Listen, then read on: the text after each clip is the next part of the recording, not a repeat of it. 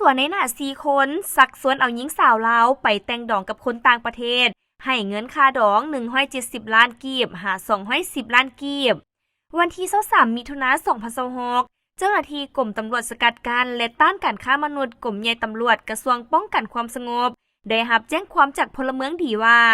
มีขบวนการในหน้าคนลาวและคนต่างประเทศมาติดต่อซอกหาคนขวยและซักซ้วนเอาหญิงสาวลาวไปแต่งดองกับคนต่างประเทศแบบบ่ถูกต้องอยู่ที่บ้านยูเปียเมืองคำแขวงเชียงขวางและบ้านหนองเข่งเมืองสถานีนครหลวงเวียงจันทน์โดยวางเงินค่าดองจำนวน170 ล้านกีบหา210 ล้านกีบจากนั้นเจ้าหน้าที่จึงได้เก็บกำข้อมูลและเอกสารลงติดตามพิสูจน์ตามหลักการวีซ่าเฉพาะจึงสามารถรู้ได้ว่า